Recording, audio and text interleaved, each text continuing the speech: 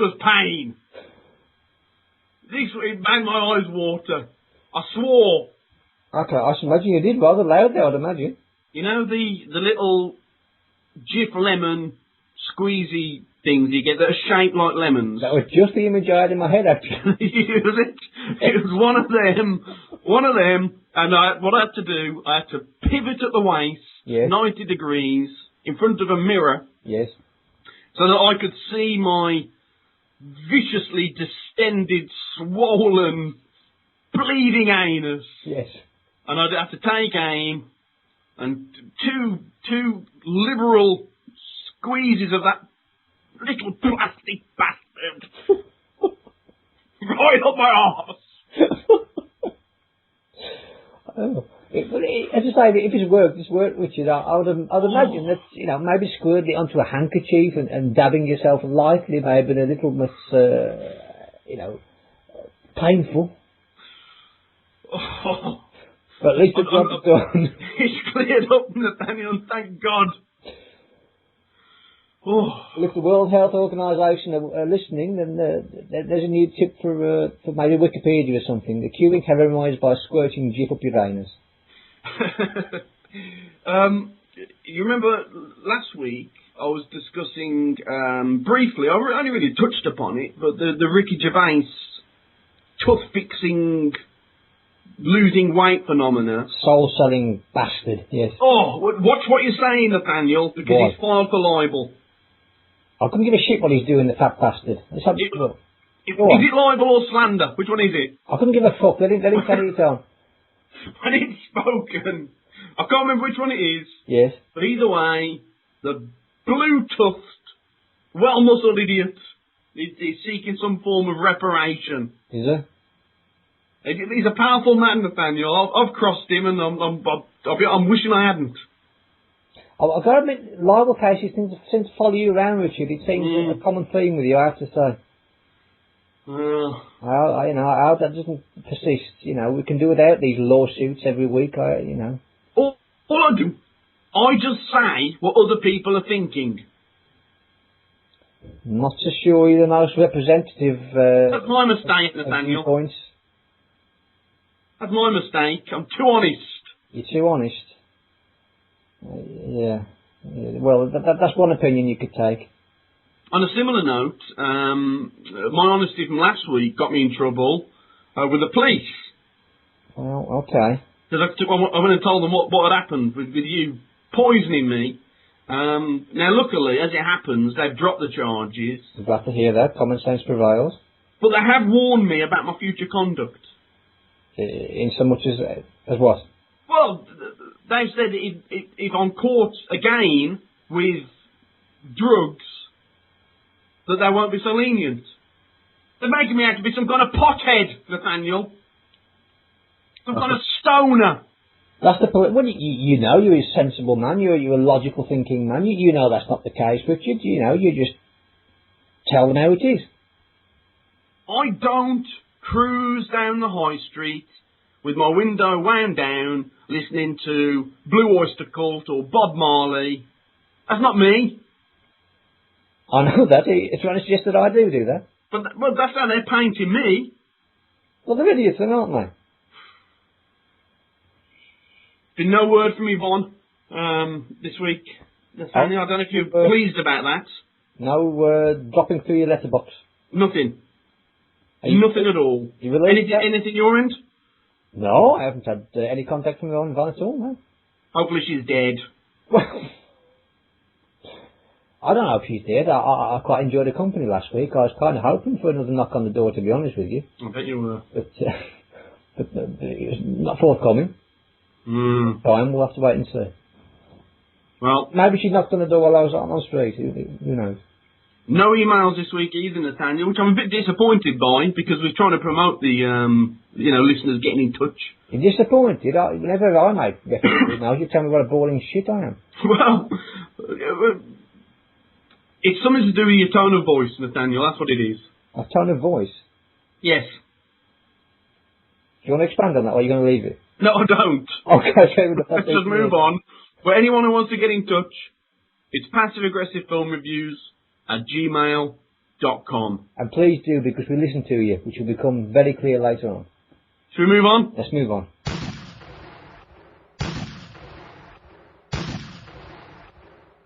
Okay, people, time for your weekly dose of movie news and Hollywood developments. And with Paranormal Activity 3 looking set to smash previous records for box office horror takings, another found footage project is in the pipelines, Category 6, the tale of a bunch of sweaty and irksome teenagers attempting to survive the worst hurricane in recorded history, and the footage they recorded in the process. Cry me another river, Moses. Cry me another river.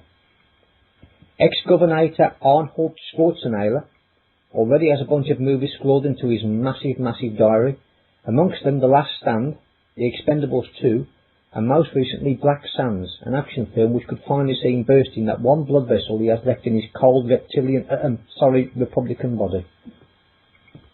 As if the Coen brothers weren't pissing their fans off enough with the chosen topic of their new movie, folk music, they've just announced the casting of Justin Timberlake. Bloody hell. 5 20-something friends hole up in a remote cabin where they discover a book of the dead and unwittingly summon up demons living in the woods, which possess them in succession. No, that's not the Evil Dead synopsis, but the Evil Dead remake synopsis. Honestly, why do we bother?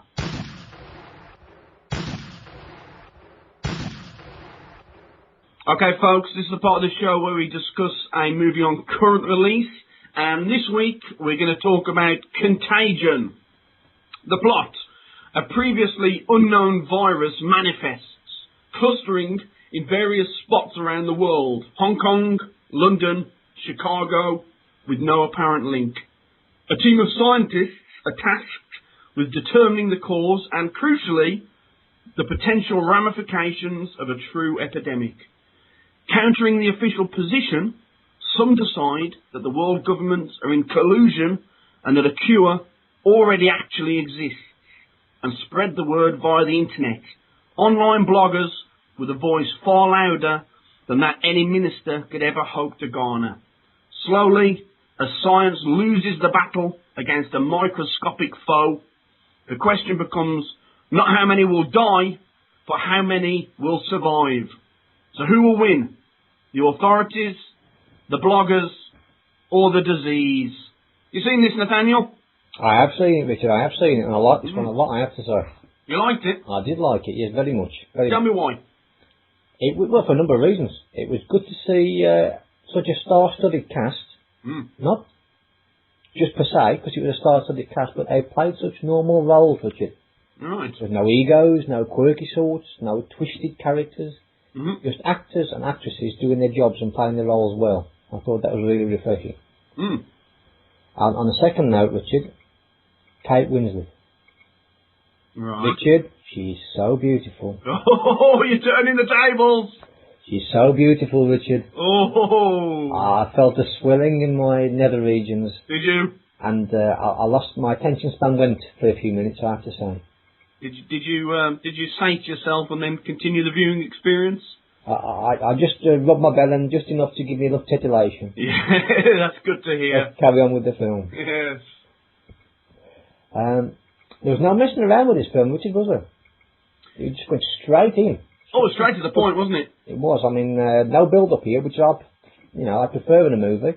I had to admire that about this one. It just went straight for the meat, and that was, again, made it different. A bit like you, Nathaniel, when Kate Winslet was on screen, straight to the meat.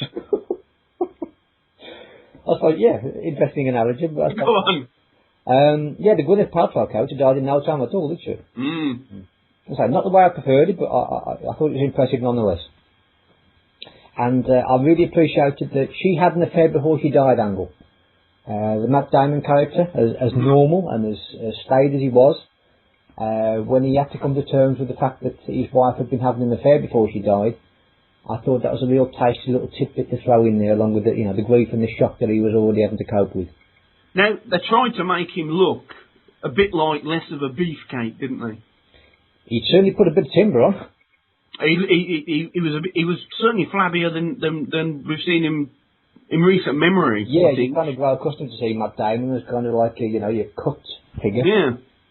In the Bourne role. Yes, absolutely, very much so. Yeah. So he's and he's monstrously muscular, isn't he? But here, you know, I mean, he wasn't clean shaven, which kind of added to the illusion. Yes. And also, they just put him in kind of geography teacher jumpers, didn't they? That seemed to be the costume choice was there just to make him seem like an everyman. Yeah, it worked. Do you think that was by design? Do you think he put weight on to give himself the perfect role?